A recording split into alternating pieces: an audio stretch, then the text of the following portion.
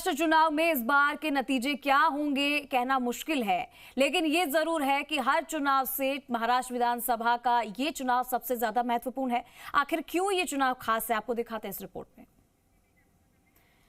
और इसी बीच आपको बता दें कि 7 बज चुके हैं और वोटिंग जो है वो शुरू हो चुकी है। धीरे धीरे करके जो मतदाता है वो पोलिंग बूथ पर आना शुरू हो चुके हैं और तस्वीरें भी हम आपको बताएंगे लगातार।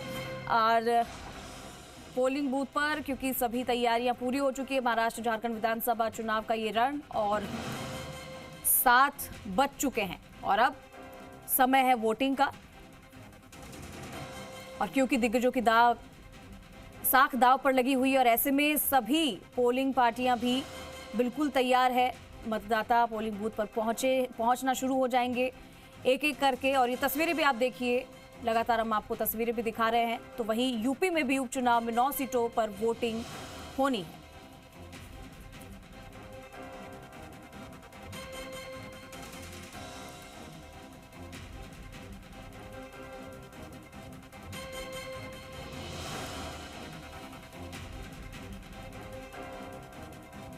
तो महाराष्ट्र में किस पार्टी के कितने उम्मीदवार हैं जो अपनी किस्मत आजमा रहे हैं, आपको बताएं। भारतीय जनता पार्टी यानी बीजेपी की 139 सीटों पर, शिवसेना की 81 सीटों पर चुनाव लड़ रही है।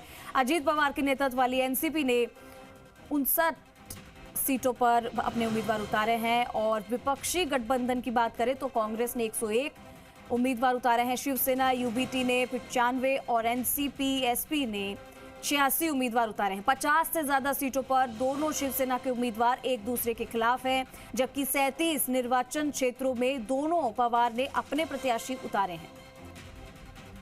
तो महाराष्ट्र झारखंड का विधानसभा चुनाव का ये रण है। तस्वीरें आपके सामने हैं लगातार।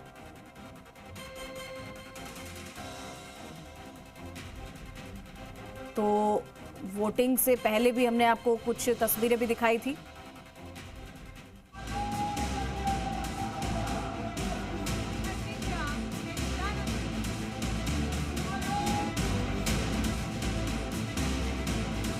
महाराष्ट्र का चुनावी शोर, किस पार्टी का चलेगा जोर, ये तो राज्य के वोटर तय करेंगे। लेकिन हर चुनाव से ज्यादा महाराष्ट्र विधानसभा 2024 का चुनाव महत्वपूर्ण है, क्योंकि ये पहला विधानसभा चुनाव है जब शिवसेना 2 धड़ों में बंटकर चुनाव लड़ रही है। एक तरफ शिंदे गुट की शिवसेना है तो दूसरी तरफ उद्धव गुट की शिवसेना है। दोनों पार्टियों के लिए महाराष्ट्र की अस्मिता की लड़ाई जरूर है, लेकिन सबसे बड़ी लड़ाई असली और नकली शिवसेना की है।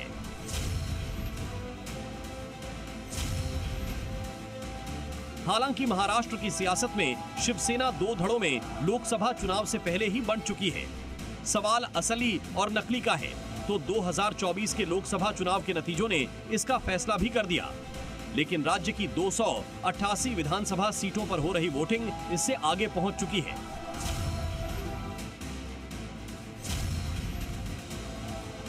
इसी नैरेटिव के साथ शिवसेना की फाइट है।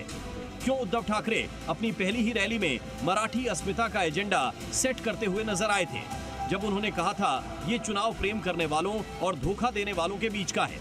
तो दूसरी तरफ एनसीपी की लड़ाई का भी वही स्टेज है जो शिवसेना का है। यहाँ भी चाचा शरद पवार और भतीजे अजीत पवार की लड़ाई है। लोकसभा चुनाव के जनादेश ने यहाँ भी असली और नकली का फर्क समझा दिया था। अब सवाल ये है कि 288 विधानसभा सीटों वाले राज्य में चुनावी जंग के नतीजे क्या होंगे, इस पर पूरे देश की नजर है।